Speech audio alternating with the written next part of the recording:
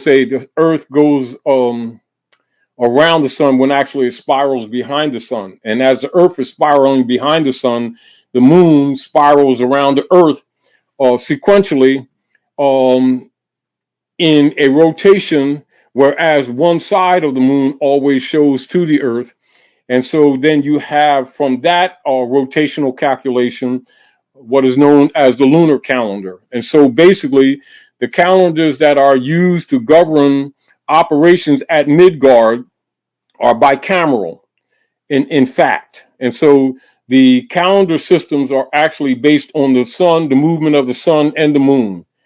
And so, and then you have in different areas of Midgard or the earth, you will see different peoples based on their positions on the earth that have practiced in some areas more leaning to the lunar calendar, and in some in your more modern or contemporary operations, making the people only aware of the sun or solar calendar, when actually the operations are bicameral. And so you must also recognize that the priesthood, in order to maintain their corruption, will not tell the general public this, while they use this knowledge for their personal selves. And so when our people are seeking to go back to the principles of our ancient mothers and fathers and study African culture, they must be aware of the lunar calendar as well as the solar calendar, and also recognize that when you're looking at ancient Egypt, etc., you're looking at ancient America. And so in order to cut the people's knowledge off of ancient America, they will not tell the people that America is ancient Egypt. And not just on the other side, those are connected. And that the soil of the Gulf of Mexico and of the land of flowers that you call Florida, etc., and the coast of Carolina, North, Central, or South Georgia, etc., those areas are, the soil is identical, absolutely identical to the soils of North Africa on the other side. Um, so they don't want people to know that there was a connection before the great shift, or the great cocoa plate shift, or what they call in the constructed history, reconstructed history, as the continental drift. Because one of the things that they want to constantly promote is to mentally separate the Africans from Africa, Asia Soul, because they're splitting the people, or what you call projecting schismata, in order to maintain unum sanctum conquest operations. So from a political perspective, the divisions that you see among African people is actually promoted by the priesthood under the unum sanctum operations. And so this is again why most politicians and priesthood, whether they claim Judaism, whether they claim Islam, or whether they claim Christianity, will promote under the pretext that America is separate from Africa. And most of them are networked, and people aren't aware that what they've been looking at as their so-called priesthood are actually directly in a brotherhood connection with the politicians, and that the politicians also are priests. And this is why you see, once you start doing a little research, whether you're dealing with the hybrid Europeans, or you're dealing with the or Aboriginal Europeans, etc., you will see certain correlations in what they would refer to as, the Grand Lodge of England, London, etc., Europeans in their fraternal orders, and also what you call Prince Hall Masons of people of African descent, being made subordinate by charter under the hybrid Europeans, and yet all of them are wearing Moorish fezzes, and then pretending that they don't know who the Moors are. And whenever they make reference to the Moors, the founders of civilization, in a public forum, they will always call them black, or they'll call us Indians, etc. Now, when they make reference to the Moors as Indians, understand they're talking about the Naga or the high priest order coming from ancient Eritrea, where your first churches were. They'll tell the people that the first churches, etc., was in Abyssinia, or what you call Ethiopia. Ethiopia, but actually your first churches were in Eritrea, and you'll find that in your Bible, in the book in Acts, for those who doubt what I just now said to you. And of course, church does not mean the building in the sense that the people have been told. Church actually comes from the ancient Samskrita or Samskrita. They'll say Sanskrit, which is church, which is the great circle, which is really the zodiac, which is also commonly referred to as the geometric calculations and workings of Isis and Horus, or the study of Isis and Horus in the nature of the beings on the planet, and the founding of civilization and the walk of man, also referred to as mother and son, also referred as Masonry in the modern world. And so one of the reasons why the priesthood also promote a negative view of mother and son study or Masonry is because they don't want the people to look at it objectively and find out that the priesthood have actually been lying to the people, and that the demonology that humanity has been suffering from didn't come from some mystical devil. It actually came from the corrupt and organized priesthood, irregardless of what versions they claim. And of course, this dirtiness and corruption, by virtue of fact and by default, logically plays out in the political realm. And so by the masses not knowing that the politicians are priests, because they're not told that, they think these are separate and different categories of men doing different stuff. And so therefore the people have what you call limited defense, because as soon as one of the dark priests says Jesus, God, Allah, Moses, Muhammad, Yahweh, Jehovah, the people get starry-eyed and give them their lunch money. And they've been getting over with this for quite some time.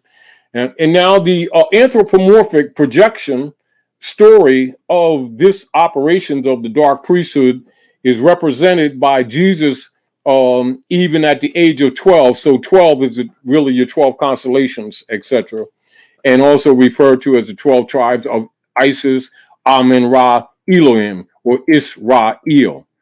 Um, uh, with the disconnection of Egypt from Africa, this is a mental thing, not a factual thing. So this is why they will not teach you of Amalek. Also, pardon me, Amalek, and even in your modern maps where you see Amalek is not on the maps. And then people who in your linguistic transliterations, and as your linguistic forms change, when they hear Allah, they don't make the relationship to Amalek. So Amalek is also not only land area, but one of the first names that are used in your earliest religious forms for what you call the divine creative forces, etc., or what you call God. Not just Chodam or Kodam, it's Amalek. So that'll give you something to look at, to have a better insight on, again, why we're talking about land. Because Amalek is also a part of land that they've been hiding from you. So when people think Amalek, they're thinking the area that you call around the area of Saudi Arabia, Yemen, is the artificial Israel today, Palestine, etc., Canaan, etc. So they were talking about all these places in Jerusalem, what you call Jerusalem, and it never dawns on you Amalek. Also, doesn't dawn on the people why the hybrid Europeans have, over periods of the last couple of centuries, have actually disassembled and reassembled obelisks, around the world, particularly where they had taken over both the trade routes and of the Moors, and also as a symbol of conquest. This is also why you see the obelisk at Alexandria, Washington district, for the seat of Rome in the North Gate, etc. And also where you'll see they'll have an obelisk in London, etc., and different places strategically as a symbol of conquering Amalek, or conquering the Canaanite, Chaldean, Eritrean, Sabian, Moors, collectively known as Moors. This would deal with all of your African families who are the founders of civilization. And so they're claiming the estate of the true people or Aboriginal people of the world. And this is basically expressed under their unum sanctum operations, or their unum sanctum dark church bulla. So that's your dark side. And in order to make you reject yourself, as an example, you will see the insignia of the ancient Canaanite Moabite nation, known as the isonomy symbol of the equilateral pyramid with the 120-degree triple angles, etc. And then you'll see the eye separated from the base, and you'll see them, the hybrids, place that on the priesthood debt note that they created, known as the Federal Reserve note.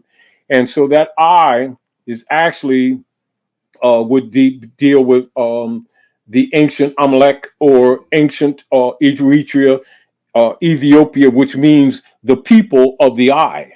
And of course, by the consciousness of the people now being divided, so Ethiopia, it also implies that they have divided the consciousness of the people. So you'll see the eye separated on the pyramid on the debt note, where the priest or dark priesthood of Midgard have claimed the rights of all humanity, etc.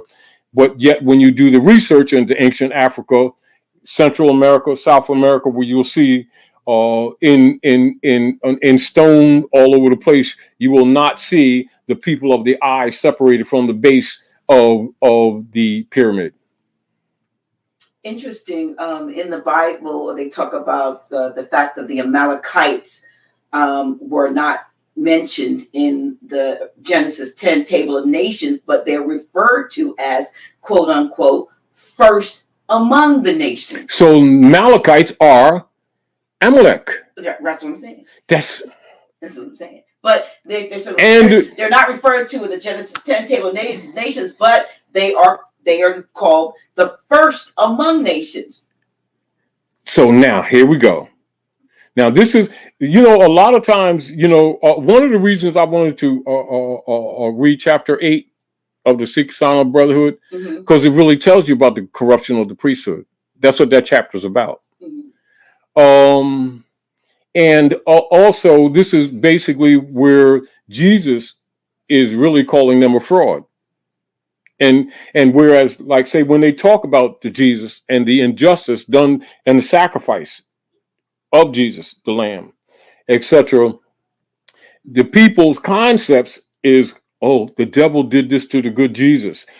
And they keep projecting that so that the people don't pay attention to, but a child can recognize it, that it wasn't some mystical devil that did this. It was the priesthood. See, but the priesthood have made this practice. Look at the devil over there. The devil did this, and the devil did that. And it's the priesthood that murdered all the prophets. It is the priesthood that tortured the women and took their estates for the church. It is the priesthood that murdered women, indigenous women here on this side of Africa, in all the cities called Salam.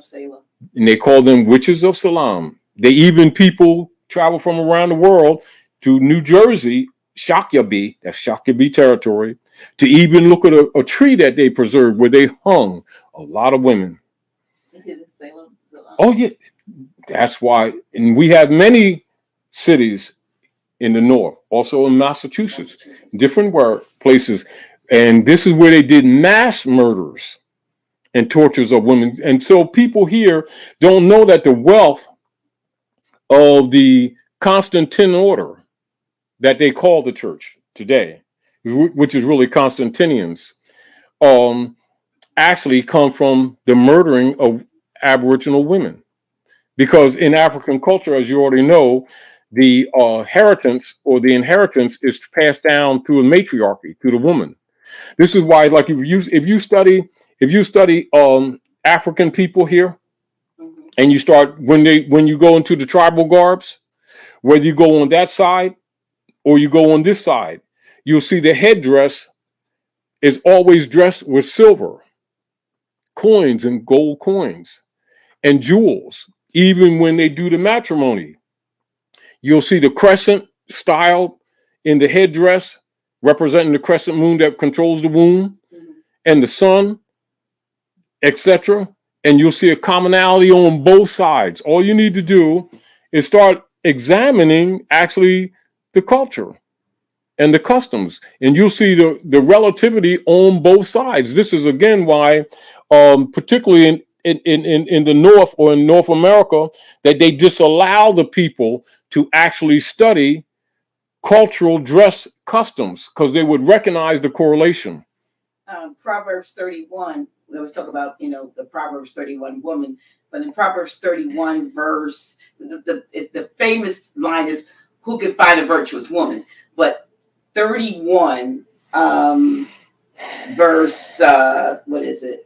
Verse 16, she considereth a field and buyeth it. With the fruit of her hands, she planted a vineyard. She, says she girdeth her loin with strength and strengthened her arms. It says her husband, when you get down to the end, it says that basically her husband is at the gate with the other ones marveling over what the woman says, but the woman buys the field. The woman owns the land. That's the, now, let's look at this. Let's look at this. Hereditaments. Her. Inheritances. Her. Yes. Yeah. Heritage. It's even in the language. Right. But again, we've been made biased by the priesthood because the priesthood is rooted in the dominance of the patriarchy, which conquered the Moors. So this is why the priesthood, as we talked about before, and which is obvious, is evidence for all to see, why there's always controversy.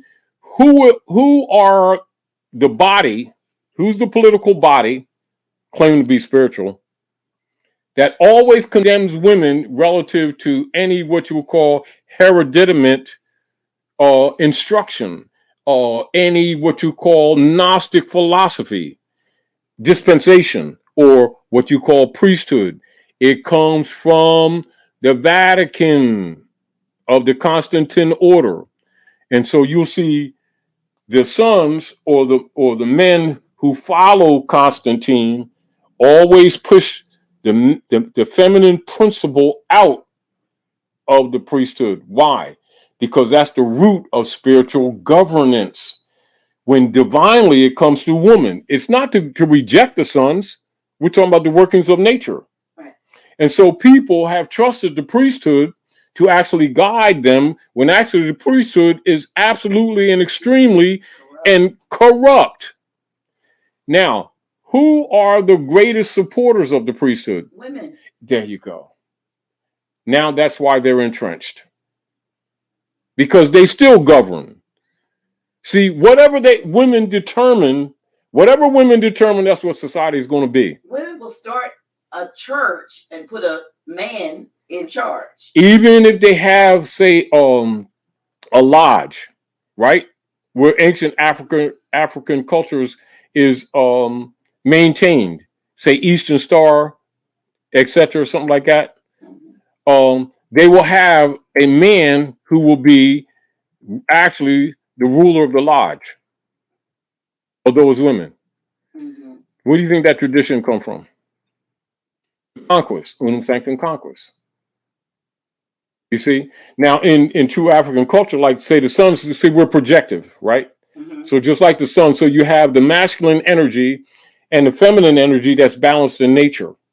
So the energies of the planet are given what you call masculine and feminine form. So the sun being projective is given the sun or the designation of the masculine, and this is where they say the son of God, given a masculine tendency, right? And the moon, a woman, you see, being receptive, etc.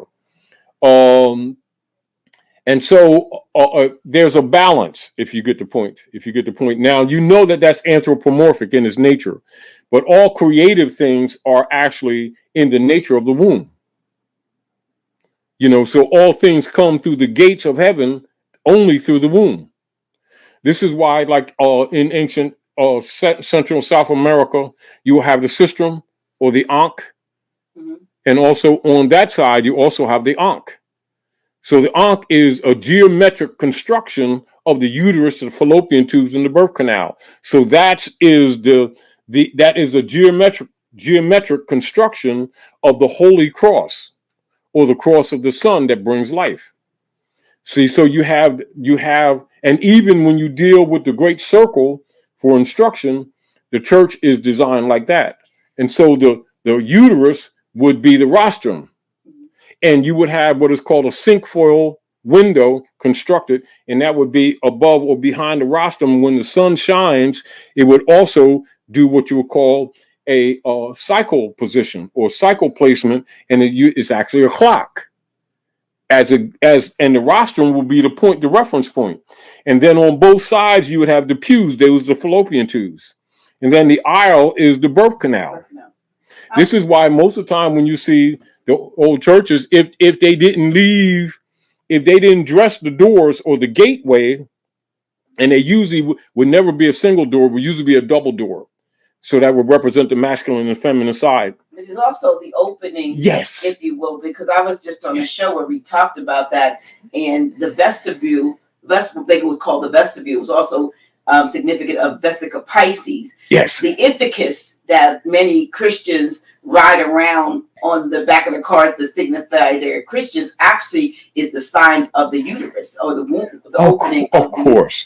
And this is also why very often, if they don't use say, if they don't use what you call valuable or what you call precious woods for the construction of the doors, if there's ordinary woods, according to how elaborate they make the great circle or the church, right? And understand the church is the cross. Right. The church is not the building. The church is the cross. All right. They will paint the doors red for blood.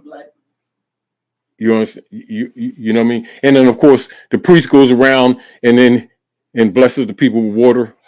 You get the whole point? Yes.